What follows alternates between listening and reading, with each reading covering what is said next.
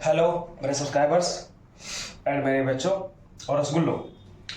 मैंने तुम लोगों को पिछला मतलब कि लेक्चर्स में जब ग्रामर का क्लास स्टार्ट किया था तो तुम लोगों को मैंने पढ़ाया था वर्ण, ठीक है, और बताया भी था कि 2 से 3 मार्क्स के ही आते हैं बोर्ड एग्जाम्स में, या फिर कोई बोर्ड एग्जाम दे दो या फिर तुमको अगर जानना है अच्छा से शुरू से हिंदी ग्रामर तो भी पढ़ सकते थे, ठीक है। उसको पढ़ाने के बाद जस्ट आज मैं चैप्टर 2 उसका स्टार्ट करने वाला हूँ, जो इसका वेटेज समझना पहले, ठीक है। ऐसे जब तुम अगर एग्जाम की तैयारी करते हो बोर्ड वाले, तो बोर्ड वाले एग्जाम में 2 से 3 ही मार्क्स का आता है, चाहे 10th का एग्जाम दो चाहे 12th का एग्जाम दो, ठीक है। अगर जीडी का एग्जाम होता है ना एसएससी का एगो, उसमें भी एक से मतलब कि 1-2 को पूछ देता है तत्सम तद्भव से रिलेटेड, ठीक है। उसके अलावा अगर मान लो कि तुम बीएचयू का कोई एग्जाम देगा, ठीक है, सीएचएस का, अगर में हिंदी का भी पेपर होता है तो ओकरो में एक सब्जेक्टिव क्वेश्चन पूछता है, या फिर जेकर हिंदी ग्रामर ही कमजोर है वो भी पढ़ सकता है। तो मैं डिस्कशन करने वाला हूँ अबाउट वर्ड्स, यानी कि शब्द के बारे में ना शुरू से लेकर लास्ट तक, ओके। तो ध्यान दीजिएगा आप लोग अच्छे से, ठीक है ना। देखो शब्द जानता होगा, शब्द के पहले मैंने तुम लोग पढ़ाया था वर्ण, ठीक ना। ध्यान दो, जो वर्ण होता है इसी को मिला करके, इसी को मेल करके, लेकिन मेल करते हैं इसको एकदम सार्थक, सार्थक मतलब होता है एकदम सही सही, ठीक है। ध्यान सुनना, यानी कि जो वर्ण हम तुम लोग को पढ़ाए थे तो वर्ण को मतलब कि मेल करना एकदम सार्थक, एकदम सही सही, ठीक है। और सही से करने के बाद जो अर्थ निकलता है अगर उसका, तो समझो कि वही वाला चीज वजह से एक शब्द है, वही एकदम शब्द है। यानी कि वर्ण को हम लोग मेल के एकदम सार्थक रूप में, एकदम 100% सही सही जो अर्थ निकला वही तुम्हारा शब्द है, ठीक है। देखो कैसे, जैसे मान लो कि एग्जाम्पल के लेते हैं, तो यहाँ पर वर्ण था तो एगो क ले लिया वर्ण, एगो म ले लिए, एगो ल ले लिए, ये भी सब वर्ण है। और जब सब के सब वर्ण है तो मिलाओ सही सही, अगर क को म के साथ मिलाएंगे फिर ल को लिखेंगे तो सही सही सीरीज में मिला तो कमल बन गया या फिर कलम बन गया। चलो एक और बनाओ, म लक, ये भी हो सकता है। तो वह बनाओ ल म क, ल म क। एक बारे में तो पढ़ लो अभी, एक बारे में पढ़ने ले रहा नहीं ना, कभी इसका अर्थ अधिकतर लोग नहीं जानता भी होगा, ठीक है। ध्यान दो, तो ये सब को सही ऑर्डर में मिला है ना, तो ये सब शब्द कहलाएंगे, ये सब शब्द कहलाएंगे। ये भी शब्द है लेकिन सार्थक शब्द नहीं है, सही सब लोग को सामने देता, तो हम इसको कंसिडर नहीं करते ना अच्छे के रूप के लिए। इसलिए शब्द का डिफिनेशन पर अगर हम बैठाने की बात करें, अगर बैठा 100% अप्रोप्रिएट तो सिर्फ यही वाला बैठ सकता है, क म ल और क ल म ल क। इसमें वर्ण को मेल किए हैं एकदम सार्थक, मेल किए यानी कि मिला है एकदम सार्थक, जो अर्थ दिया तो जाके बन गई शब्द, ओके। तो यानी कि इसका एग्जाम्पल हम लोग बचपन से सिर्फ यही पढ़ते आ रहे थे कि या एग्जाम्पल हो गया चाहे फिर इसका डिफिनेशन हो गया कि वर्णों के, ध्यान देना पढ़ा होगा बचपन में, वर्णों के सार्थक, वर्णों के सार्थक मेल को शब्द कहते हैं, ठीक है। वर्णों के सार्थक मेल को शब्द कहते हैं, और पढ़ाई होगा बचपन से ही, तो यहाँ पे लिख सकते हैं शब्द कहते हैं। इसका अप्रोप्रिएट एग्जाम्पल हो गया, डिफिनेशन हो गया इसका।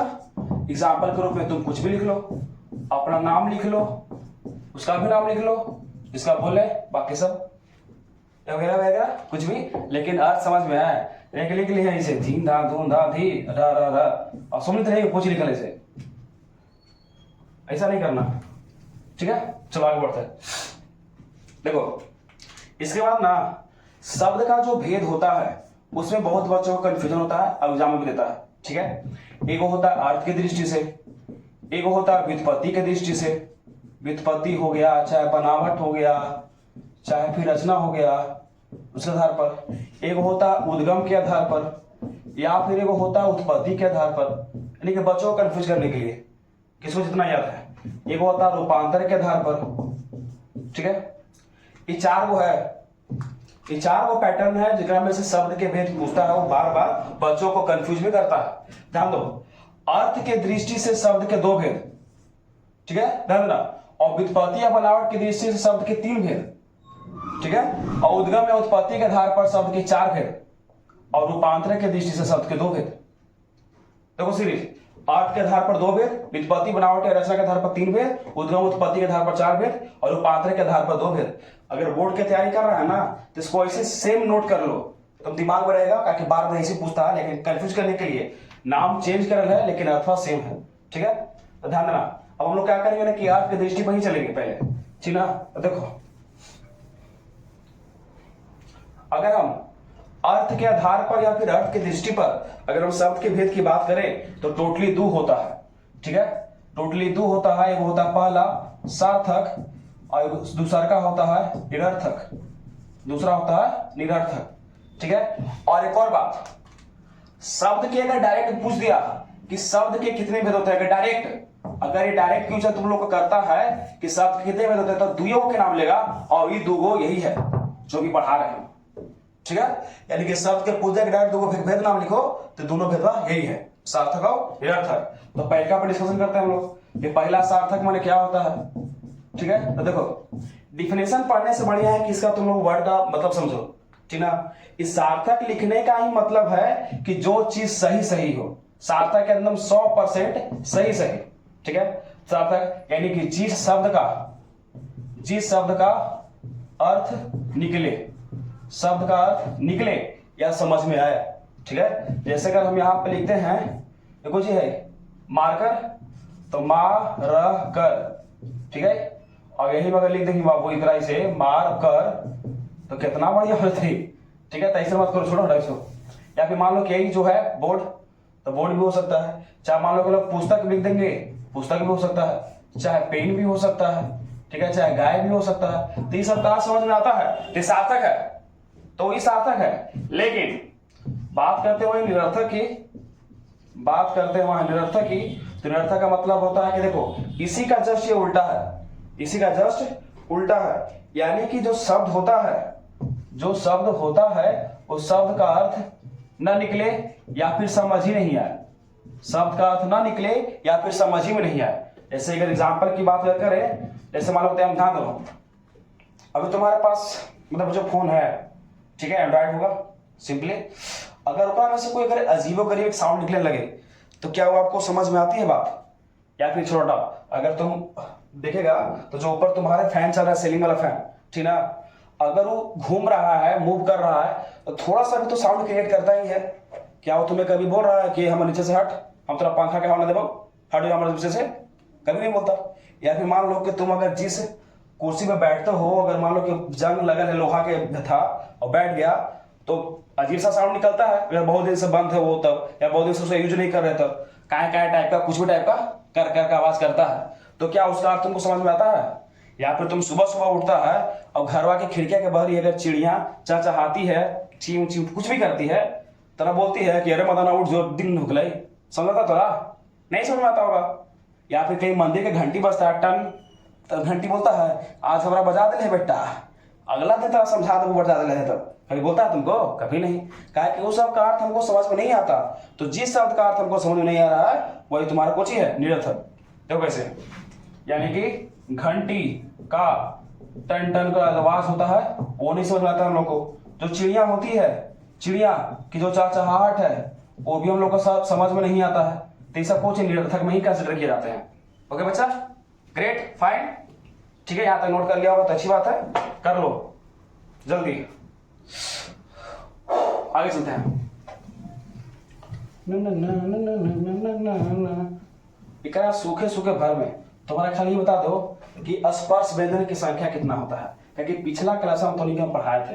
हमारा विश्वास है कि एकरा में से 50% है ना से नहीं याद होगा ओकरा। स्पर्श व्यंजन की संख्या कितना होता है, 5 गो, 10 गो, 15 गो, 20 गो, कि पांचवा ऑप्शन 25 गो, ना याद हिलल लगे। अच्छा, तलाबी सा जो होता है वह कौन सा व्यंजन वर्ण है, बताओ जल्दी बताओ, जल्दी नहीं याद होगा, पता था, ध्यान दो आगे चल समझो। ये हो गया अर्थ के आधार पर वेद। अब दूसरा का देखो, ठीक ना, तुम्हारा व्युत्पत्ति, अरे पति नहीं है खाली, व्युत्पत्ति, बनावट या रचना के आधार पर शब्द के टोटल 3 भेद होते हैं। शब्द के टोटल 3 भेद होते हैं, देखो समझना। बनावट या रचना का मतलब क्या होता है कि जो शब्द का स्ट्रक्चर कैसा बना हुआ है। बनावट या रचना का मतलब कि शब्द का स्ट्रक्चर कैसा बना हुआ है, तो उसके आधार पर शब्द के 3 भेद होते हैं। और तीनों भेद का नाम सुनो, देखो कैसे। अगर हम एग्जाम्पल की अगर बात करें, ठीक है, तो पहला जो अगर भेद है उसका नाम है रूढ़, तोरा जैसे रूढ़ लेगा और रेढ़ लेगा, ठीक है, रूढ़। सेकंड का इसका नाम है, बचा आपकी पढ़ा होगा, यौगिक। देखो केमिस्ट्री में भी यौगिक है, वो वाला नहीं है कंपाउंडिंग, और होता है योग रूढ़, यानी कि एकरा वाला उठा के दोनों को मिला दे, योग रूढ़। मैं 1 मिनट में तीनों का शॉर्ट फॉर्म में समझा रहा हूं, समझना ध्यान से। कैसे से देखो, अगर किसी शब्द को तोड़े और अर्थ निकला, गलती लग गया, किसी शब्द को तोड़े और अर्थ नहीं निकला तो रूढ़, अगर किसी शब्द के तोड़े और अर्थ निकल गया तो यौगिक। कैसे देखो से, यानी कि शब्द को खंडित करने पर अर्थ न निकले, एकदम शॉर्ट फॉर्म में डेफिनेशन, ठीक है, ताकि भार ना पड़े लेकिन समझने में। शब्द को खंडित करने पर अर्थ न निकले। जैसे एग्जांपल देखो, मान लो क्या लेते हैं हम तुमको कल, ठीक है, और मान लो कल को तोड़ रहे हैं, वो चापा वाला कल है गदा टू में के खाली कल है, ठीक है, तो इक्का हो गया ल हो गया, अलग अलग मान लो, ऐसे ही कंसीडर करें क प्लस ल, पूरा संधि विच्छेद नहीं करना है में, ठीक है। तो क्या तू क कर जाता है, ल कर जाता है, का ल के अर्थ खाली ता छड़ी में हुआ है कि ल तो लगावे लाओ, क तो लगावे लाओ, लेकिन होगा ना ही कुछ हो, ठीक है। तो एकर अर्थ और एकर अर्थ नहीं निकल रहा है ना बाबू बबुआ, तो समझ लो कि कुछ हो गया ही रूढ़, ठीक है। अब मान लो कि लेते हैं रंग, एक अर्थ अर्थ निकाल देगा, र से रमवा, ग से गमवा, कुछ नहीं होता, तीसरा के सब शब्द हो जाएगा रूढ़ में। लेकिन वही शब्द को अगर हम लोग खंडित करें और खंडित करने पर अर्थ निकले अवरी में अर्थ निकले तो हो जाएगा तुम्हारा यौगिक में। सिंपल, बस एक अपोजिट है। एग्जाम्पल की अगर बात करें तो देखो, तुमने पढ़ा होगा एगो सूर्योदय, ठीक है, सूर्योदय पढ़ा होगा ना रे। देखो तो सूर्योदय का होता है सूर्य प्लस उदय। अब ध्यान दो, सूर्य माने भी सूरज, उदय माने क्या होता है उगना, एक रो अर्थ है, तो हो जाएगा यौगिक में। तो बड़ा तो इधर आ, बता नहीं विद्यालय होगा, एक में तो है विद्या प्लस आलय, विद्या यानी कि नॉलेज, वाले माने घर, तो भी हो जाएगा। विद्यालय के अलावा अगर बात करते हैं हम लोग, हिमालय भी हो जाएगा, ठीक है, भानुदय भी हो जाएगा। यानी कि बहुत सारे ऐसे शब्द है जो तुम लोग पढ़ चुका है ना, वो सब एक में कंसिडर किए जाएंगे, ठीक है। आगे चलते हैं, जिसका अगर आप तोड़ला पर अर्थ निकल गया तो समझो कि एकरा में हो गया, बात खत्म, ठीक है। इसके आगे देखो, यौगिक है तो थोड़ा सा अलग है, ठीक है। इसमें ना इसको समझाते हैं, प्यार से समझो, एकदम इससे समझो ना कि कोई के भी तुम समझा सको, ठीक है। एक बात याद रखना, पढ़ाई ऐसा करो कि तुम किसी को भी पढ़ा सको, तब समझो कि तू पढ़ाई किया है, ना तो सब पढ़ ले ही खुद कुछ समझ ही में ना आई थे तो का पढ़ेंगे बाबू, तू का छात्र बनेगा फिर तू है, तो पढ़। जैसे अगर हम बात कर रहे हैं अभी किसका, तो बात कर रहे हैं हम इसके तीसरका वाला भेद के, जेकर नाम है वही जो तुमने अभी पढ़ा था, जिसका नाम था योग रूढ़, ठीक है। हम तुमको से बात पूछते हैं, समझना। देखो एकरा में क्या होता है ना, है व्युत्पत्ति, ठीक है। एकरा में वैसे शब्द होते हैं जो ना किसी और शब्द के होने से होते हैं। अगर मान लो कि ई वाला शब्द अगर नहीं होता, ई वाला शब्द नहीं होता, तो शायद ये धरती पर होता ही नहीं। ऐसे एग्जांपल बात करते हो, तो नाम सुन लो होगा एक दंत के, ठीक है, तो नाम सुन लो होगा गजानन के, ठीक है, तो नाम सुन लो होगा लंबोदर के। ये तीन का तीन नाम है मैंडेटेड, ठीक है, तीन शब्द लिए हैं। लेकिन तो हमें ये बताओ बचवा, अगर जो तीनों नामवा है, ठीक ना, तीनों नामा जो है, अगर गणेश भगवान नहीं होते, अगर गणेश नाम के शब्द अगर नहीं होता, तो क्या ये वाला कि कोई जन्म लेता शब्द, कोई शब्द जन्म लेता नहीं। तो यानी कि क्या होता है ना कि वैसे शब्द जो किसी और शब्द के होने से मतलब कि धरती पर आया है, पहले ये आया था तब नहीं सब नाम था रे, अगर ये नहीं आता नहीं होता।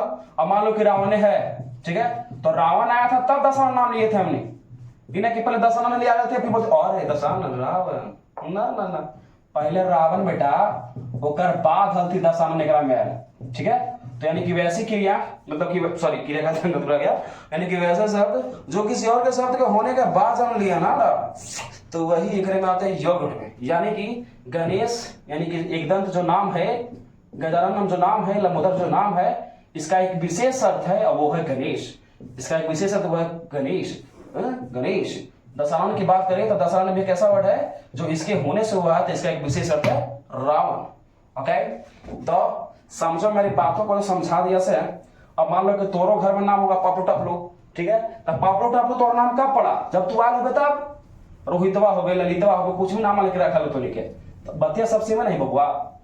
देखिए, तो एक नाम होता है ना कि अपना का हम करू अपना मैं करवे सब हो धोखा देता हमरा। अपना अर्थ छोड़ करे एक विशेष अर्थ प्रकट करे। अपना अर्थ छोड़कर एक विशेष अर्थ प्रकट करे, ठीक है। अब ध्यान दो, ये वाला हो गया ना। इसके एग्जांपल की बात करते हैं हम लोग, तो इसका एग्जांपल एकदम सिंपली हो जाएगा दशानन, ठीक है। इसका अर्थ ये होता है कि 10 हो जिसके आनन, 10 हो जाकर मुंडी, एकदम ऐसा से आदि पुरुष होता ना, 5 ऊपर 5 नीचे वाला, बोला नहीं, 10 एकदम सीधे होना चाहिए, ठीक है। तो दशहरा यानी कि जिसके 10 हो आनन तो रावण, ठीक है। इसका शाब्दिक अर्थ था कि जिसके 10 आनन हो, तो इसका अपना अर्थ हो गया, लेकिन सब छोड़ा कौन आ गया? रावण पर, ठीक है। मान लो कि हमारे सबसे प्रिय गणेश श्री महाराज की जय, तो लंबोदर, तो जिसका पेट लंबा हो, ना हमारा काम है थोड़ा सा, जिसका पेट उधर लंबा हो तो सोच बोलते हैं गणेश। 3 जगह एकरा में क्या बिना पानी इसका आंसर हो सकता है? क्या सरस्वती हो सकती है? बोली ना हो तो से क्वेश्चन है, रूट पढ़ा है, यौगिक पढ़ा है, यौगिक रूट पढ़ा है, ठीक है। इस बार के जो बोर्ड एग्जाम हुआ था ना, फर्स्ट टर्म के एग्जाम आया था, और पूछा था कि पंकज कौन सा शब्द है, तो तुम्हारा बताओ कि पंकज नाम का जो वर्ड है, इन तीनों में से केकर एग्जाम्पल होगा। ये थोड़ा कमेंट बॉक्स में आंसर देना, ठीक है। देखते हैं कौन महान इंसान पढ़ता है, समझता है, ठीक है। आज भी क्लास रखते हैं तो नहीं पर, और कल तुम लोग को सेकंड क्लास में चलाएंगे। कल ये चैप्टर ऐसे खत्म हो जाएगा, जो ज्यादा 203 नंबर की आता है, लेकिन आप जानिएगा तो अच्छा रहेगा, ठीक है। मिलते हैं बच्चों का, बाय। खा पी के आराम से एकदम सुते बेड में आराम से, चलो बाय।